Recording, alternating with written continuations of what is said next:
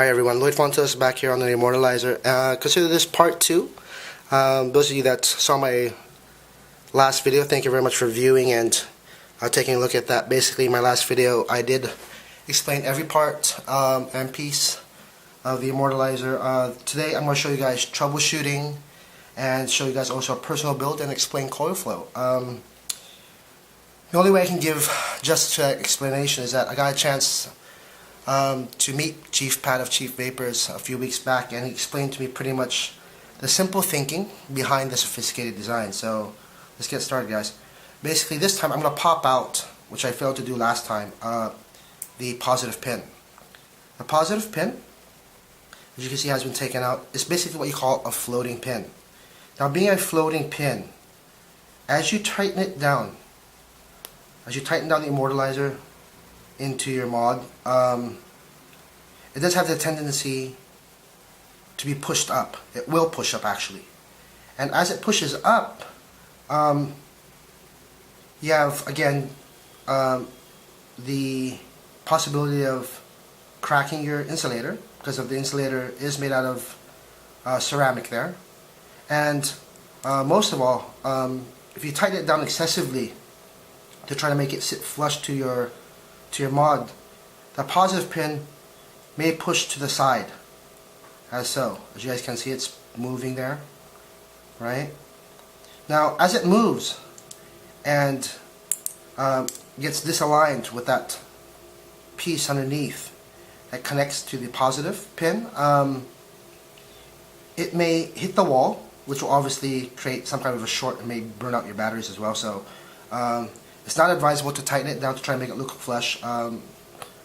You know, Pat calls it a thumb screw. Basically, you've put it into your mod, so, and you can just use it as a thumb. You can get some bite. As soon as you get enough bite there, that's good enough, right, to get a good connection. So I'm gonna take that back off. Alright, so that's the only problem that you should ever have with your Immortalizer, is because of your tightening it down excessively.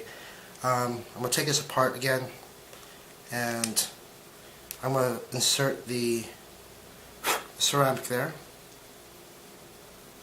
Again, to insert the ceramic, you're going to need your positive pin.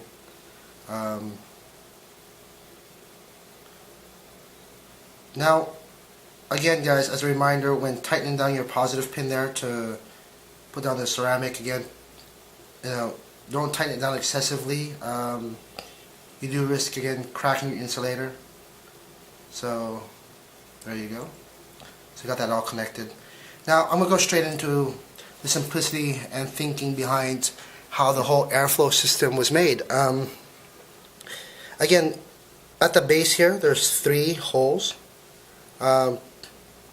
where the air will travel through and up through the center. Now, having it travel up through the center, basically, for us vapors, we all know that your best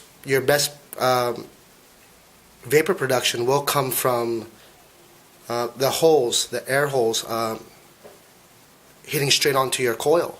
What more, you're getting it straight up through the mouthpiece as the air travels up.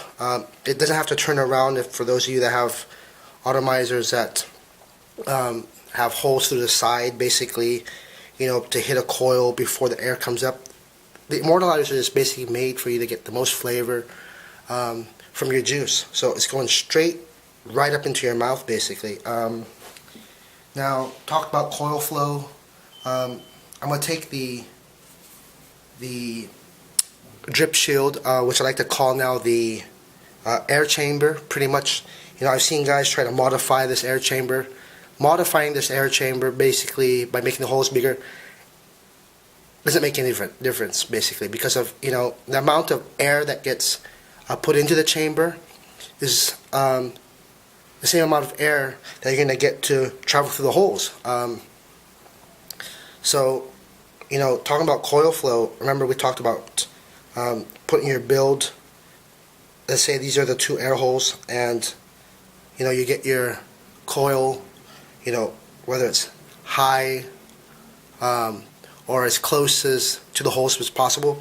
Imagine my hand being the the wick and wire, and you basically cover the top of the hole. It's gonna be a really basically no drag at all, right? So the more you move your coil up, the more air you're gonna get basically as you guys put your build in there. So again, I know of guys, the only way you can get more air coming into the Immortalizer is not to put the air chamber in at all. You do have the option of taking a vape, without that. It kind of basically looks like that. You do get a chance to see, the logo on the outside there. Some of them prefer that look. Honestly, I don't like it because if I see the threads at the bottom, but I've seen guys prefer it that way. But again, I like using the drip seal air chamber there with the whole piece, and it just gives a great look to the whole setup.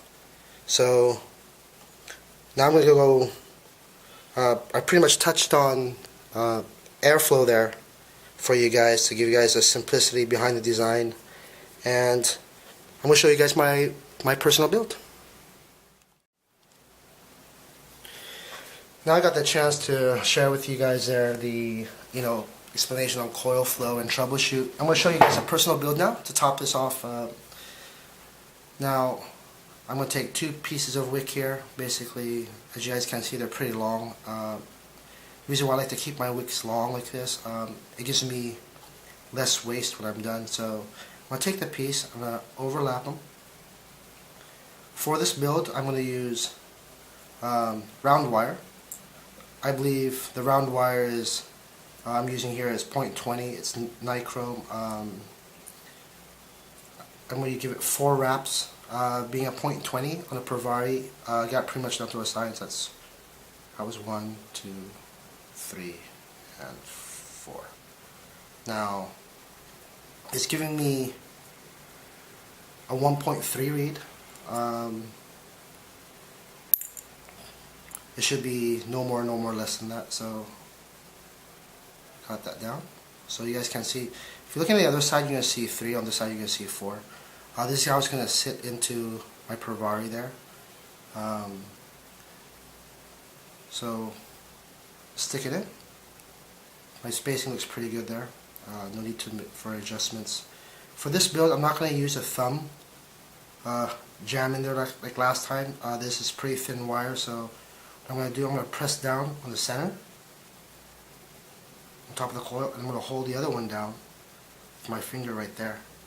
So tighten this down. It is kind of tricky, guys, with round wire. Sometimes, you might not get it in one shot. For those of you guys using it, I already got it to bite, so as you guys can see, it's already in. That's pretty simple. I'm going to do the other side.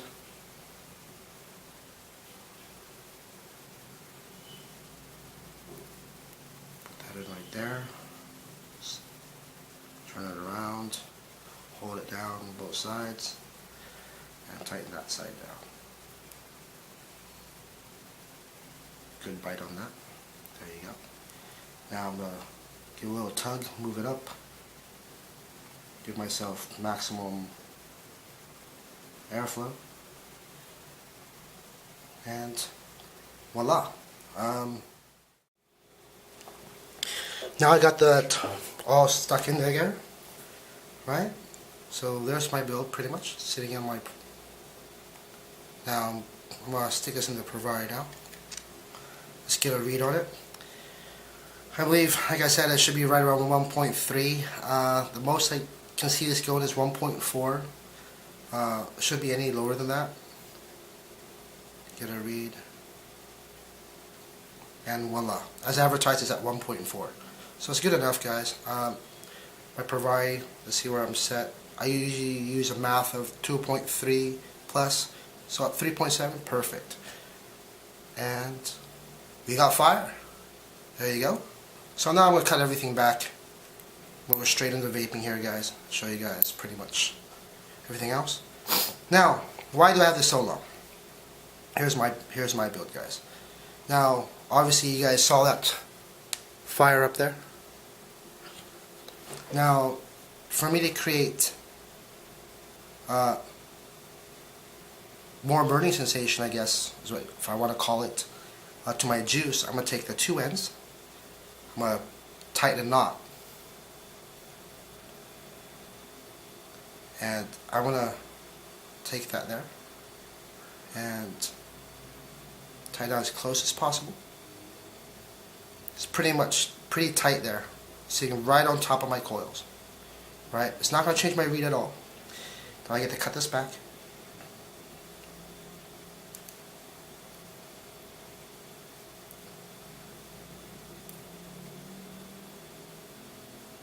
Fucking. There you go. There you go. When I say less waste, obviously I can still use that. But this I can't use, so.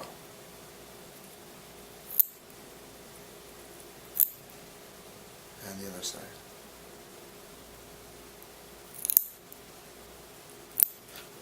Now, I'm going to bring this up a little bit closer, guys. There you go. Get into focus there. Now, it's pretty clean looking build, right? I'm still getting the fire, as you guys can see. Get it back more into focus there. There you go. I'll show you guys a build here. Right. Only thing left to do is put some juice on it and give it a vape. So, take some of my juice here. Make this as seamless as possible for you guys. There you go. Again, it is at 1.4, firing at 3.7 on my Vari.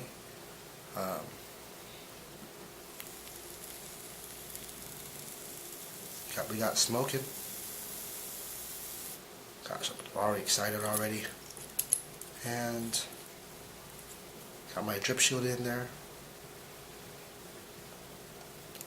Put that right up on top of there. Basically, before I take a vape here, guys, I'd like to touch on the fact that, you know, my logic behind that knot being tied there on top of the coil will also burn that as well, and also give me, you know, no spit back coming up due to juice popping, and give me maximum vapor as well. So, only thing left for me to do is give you guys a vape. Back this up here a little bit. And there you go.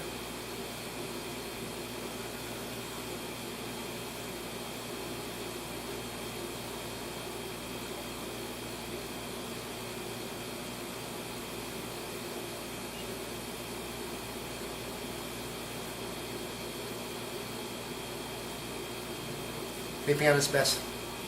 Immortalizer.